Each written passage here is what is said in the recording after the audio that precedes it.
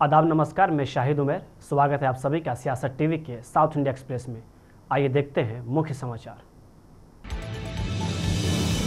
आज लगातार चौथे दिन संसद की कार्यवाही बाधित रही। नीट पेपर लीक मामले और शिक्षा मंत्री धर्मेंद्र प्रधान के इस्तीफे की मांग को लेकर विपक्ष के जोरदार विरोध के कारण लोकसभा और राज्यसभा दोनों सदनों में हंगामा हुआ, जिसके चलते बिना किसी कामकाज के दोनों सदनों की कार्यवाही दिन भर के लिए स्थगित कर दी गई।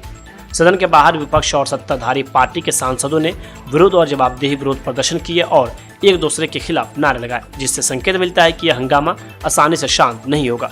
हंगामे के बीच विपक्ष के नेता राहुल गांधी और समाजवादी पार्टी के प्रमुख अखिलेश यादव ने लोकसभा स्पीकर ओम बिरला से मुलाकात की।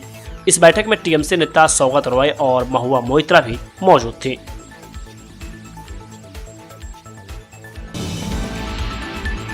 कांग्रेस सांसद वामसी कृष्ण गड्डम ने कहा कि पिछले 1 महीने से बस एक ही मांग लंबित है। हम शिक्षा मंत्री के इस्तीफे की मांग कर रहे हैं। सरकार युवाओं की राय का समर्थन क्यों नहीं कर रही है? यह हमारी पहली और मुख्य मांग है और शिक्षा मंत्री को इस्तीफा दे देना चाहिए। वे लाखों लोगों हमारे देश के युवाओं की अनदेखी कर रहे हैं। There is only one demand that is pending. For the last 1 month, we are requesting, demanding the resignation of the education minister. Why the government is not supporting the opinion of the youth?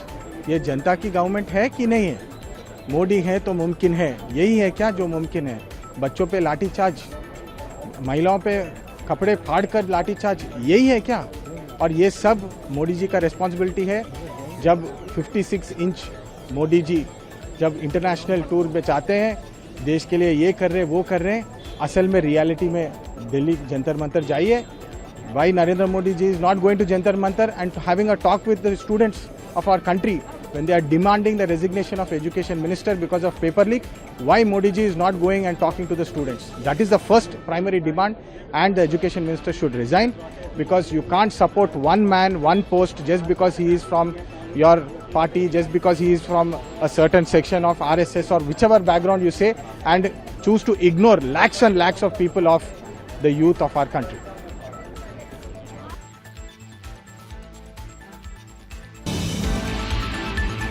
Bharatiya Janata Yuva Morcha ने BJP के प्रदेश अध्यक्ष N Ramchandra Rao, BJP विधायक अलिट्टी Maheshwar Reddy, BJYM के प्रदेश अध्यक्ष गणेश कुंडे और अन्य प्रमुख नेताओं की मौजूदगी में एक पोस्टर लॉन्च कार्यक्रम आयोजित किया। इस कार्यक्रम के साथ ही राज्यव्यापी फीस का बकाया बीजेपी के लड़ाई अभियान की आधिकारिक शुरुआत हुई, जिसमें छात्रों के बकाया शुल्क का तुरंत भुगतान करने की मांग की गई है। वही बीजेपी विधायक अलिट्टी महेश्वर रेड्डी ने कहा कि हम मांग करते हैं कि सरकार तुरंत लगभग 15,000 करोड़ रुपए की बकाया राशि जारी करे, जो पिछले कई सालों से रुकी हुई है। तेलंगाना में फी रिएम्बर्समेंट इश्यू पे बीजेवाईएम एक बड़ा एजिटेशन स्टार्ट किया है। उसके लिए आज हमारे अध्यक्ष रामचंद्र जी और महामंत्री गौतम जी के साथ एमएलएस और एमएलसीज पार्टिसिपेट किया है, और हम डिमांड करते हैं इस सरकार को अराउंड 15,000 करोड़ रुपीस जो पेंडिंग है फॉर लास्ट मेनी ईयर्स, वो इमीडिएटली रिलीज करने के लिए हम डिमांड करते हैं। 40 लाख आज विद्यार्थी फी रिएम्बर्समेंट नहीं मिलने से वो अपने सर्टिफिकेट्स कॉलेज से नहीं ले पा रहे, और ये सारे ड्यूज सारे डेट्स स्टेट गवर्नमेंट हर साल पेंडिंग रखते हुए आज अराउंड इस राष्ट्र में 15,000 करोड़ की डेट ऐसी रखा है, और इसको रिलीज करने के लिए हम विद्यार्थी के लिए स्टूडेंट्स एजुटेशन हम स्टार्ट कर रहे हैं, और जरूर हम इन विद्यार्थियों के साथ भारतीय जनता पार्टी खड़े रहेगा। और जब तक हमारा 15,000 करोड़ स्टूडेंट्स फी रिएम्बर्समेंट वसूल नहीं होता है, तब तक हम इनके साथ खड़े रह के इस सरकार के खिलाफ लड़ेंगे, और जरूर इस एजुटेशन को हम आगे ले जाएंगे।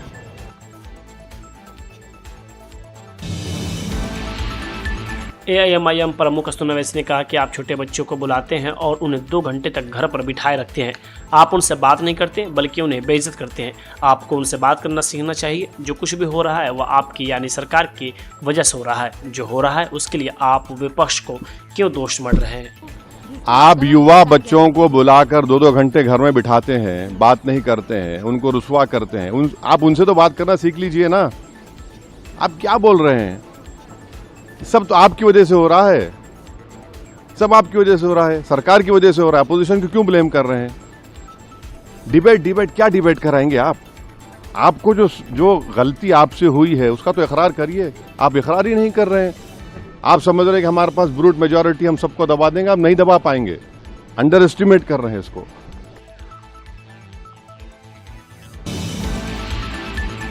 पेपर लीक में शामिल लोगों को कड़ी सजा दिलाने के लिए फास्ट ट्रैक कोर्ट बनाने के बारे में पीएम मोदी के ट्वीट पर केंद्रीय मंत्री प्रहलाद जोशी ने कहा, हम बहस के लिए तैयार हैं। जिन नेताओं ने पहले कहा था कि वे बहस चाहते हैं, बाद में उन्होंने शर्तें रखनी शुरू कर दी। सरकार इसके लिए तैयार है और प्रधानमंत्री नरेंद्र मोदी के नेतृत्व में भारत सरकार इस मामले को लेकर बहुत ही संवेदनशील है। मैं ये कहना चाहता हूँ कि सरकार पहले अपोजिशन का डिमांड क्या था, देयर शुड बी डिबेट होना चाहिए। हम डिबेट के लिए तैयार हो गया है, पहले भी तैयार है, आज भी तैयार है।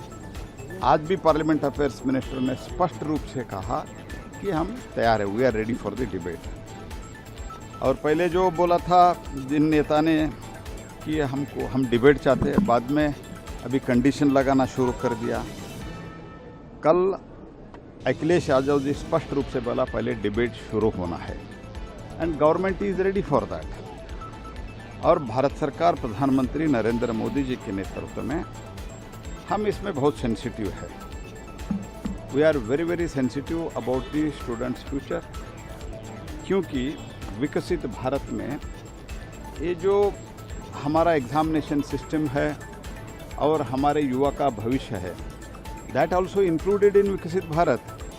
We want to streamline this entire system. ये पूरा सिस्टम हम स्ट्रीमलाइन करना चाहते हैं। तो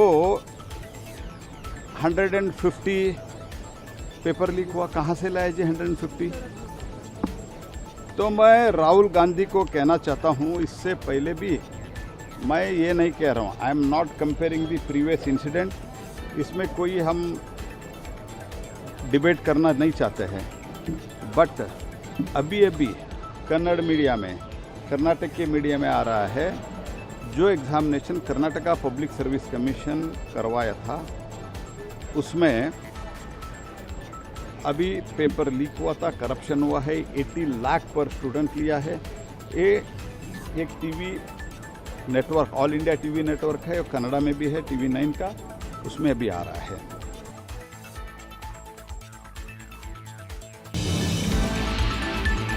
सीजेपी के विरोध प्रदर्शन पर बीजेपी नेता बसंगौड़ा पाटिल ने कहा कि वहां मौजूद लोग छात्र नहीं, राजनीतिक पार्टियों का उनसे क्या लेना देना है। अभी कर्नाटक में साजिश चल रही है। इसी के साथ उन्होंने कांग्रेस पर भी जमकर निशाना साधा और कहा कि कांग्रेस वाले नाटक कर रहे हैं। दिल्ली में हो रहा है वो तो पूरा जो नीट का एक सिर्फ एक उनका एक ये है मुद्दा, वो मुद्दा नहीं है।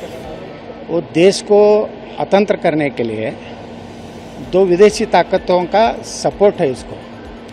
अमेरिका भी अभी भारत का जो उन्नति हो रहा है वो सहन नहीं हो रहा है। चीना तो पहले हमारे दुश्मन है, पाकिस्तान हमारा दुश्मन है।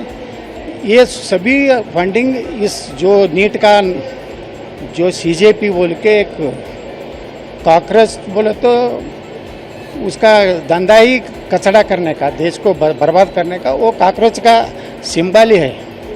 अभी नरेंद्र मोदी जी बहुत पूरे भारतवर्ष अभी विश्व में चौथा फाइनेंशियली हम इकोनॉमिक स्ट्रांग एक कंट्री हो गया है।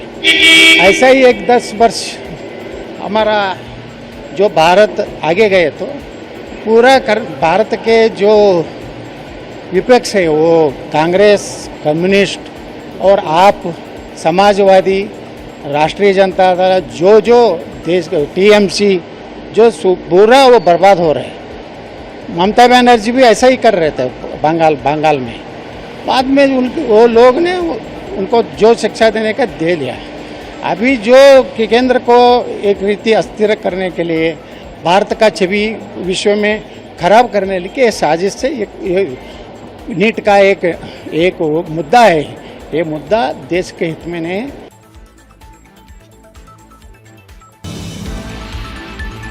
कांग्रेस सांसद प्रियंका गांधी वाड्रा ने कहा कि इतना बड़ा आंदोलन चल रहा है, देश के युवा बाहर बैठे हैं, लेकिन प्रधानमंत्री संसद नहीं आए और आप मुझसे पूछ लें कि संसद क्यों नहीं चल रहा है। इसी के साथ उन्होंने मीडिया पर भी जमकर निशाना साधा और उन पे सवाल खड़े किए। देखिए, मैं अब से वो सवाल उन सवालों का जवाब दूंगी जो रेलेवेंट सवाल हैं, ठीक है। आप इस सरकार के जाल में फंसे हुए हैं। आप हमेशा वही पूछते हैं जो ये सरकार पूछवाना चाहती है, ठीक है? हर बार उनसे पूछिए। उनके मंत्री निकल रहे हैं ना, प्रधानमंत्री जी आए नहीं है सदन में। इतनी बड़ी, मतलब इतना बड़ा आंदोलन चल रहा है, पूरा देश का यूथ बाहर है, प्रधानमंत्री जी सदन में नहीं आए हैं, और आप मेरे से पूछ रहे हो कि सदन क्यों नहीं चल रहा है?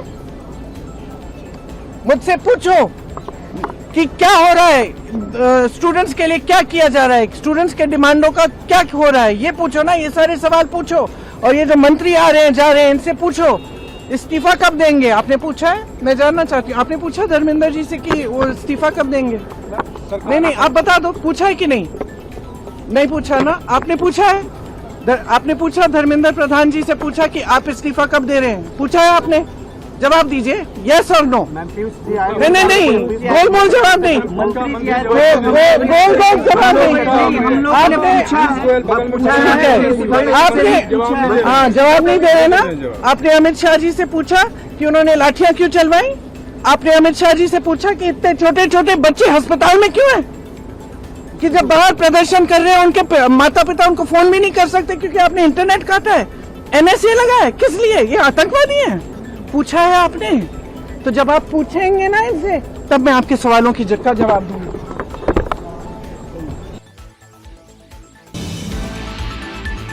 कॉकरोच जनता पार्टी के मुख्य प्रवक्ता सौरव दास ने कहा कि केंद्रीय मंत्री जितेंद्र सिंह ने कहा था कि हम कहीं भी बातचीत कर सकते हैं, तो हमने अपना सुझाव दे दिया है।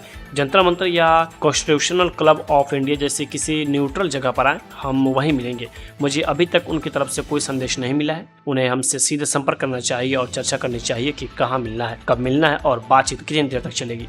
अगर जितेंद्र जी ने बोला कि कहीं भी बात हो सकती है, तो फिर हम लोगों ने ऑलरेडी सजेस्ट कर दिया जंतर मंतर आ जाइए, या तो कोई न्यूट्रल एवेन्यू, न्यूट्रल प्लेस आ जाए जैसे कॉन्स्टिट्यूशन क्लब ऑफ इंडिया है, वहाँ पे मिल लेंगे। कॉन्टेक्ट किया गया आपको? अभी तक तो नहीं आया है कुछ मैसेज। नहीं। सरकार को ये सब नाटक रचने से अच्छा उनको सोचना चाहिए कि यहाँ पे इतने सारे प्रदर्शनकारी धूप में बारिश में खड़े हैं, लाखों की संख्या में खड़े हैं, एंड खड़े ही रहेंगे, एंड ये संख्या बढ़ती जाएगी। सरकार को एक तरह से थोड़ा ये नाटक, सारे फोटो ऑप्स, ये मीडिया को बोलना कि आप चलाओ ये चीज़ चलाओ कि हम लोग रीच आउट कर रहे हैं, ये सब में एनर्जी ना डाल के वो हमसे डायरेक्टली संपर्क करें एंड सीधा बात करें कि कहाँ आना है, कब मिलना है एंड कितने टाइम के लिए मिलना है। प्रधानमंत्री ने बोला फास्ट ट्रैक करेंगे। कोई फायदा नहीं है ऐसे चीज़ों का, ऐसे अनाउंसमेंट का, झांसे ये सब कुछ। जनता झांसों में ना पड़े, हमें चाहिए अकाउंटेबिलिटी और जवाबदेही, एंड धर्मेंद्र प्रधान का इस्तीफे से कम हम लोग बातचीत नहीं करेंगे।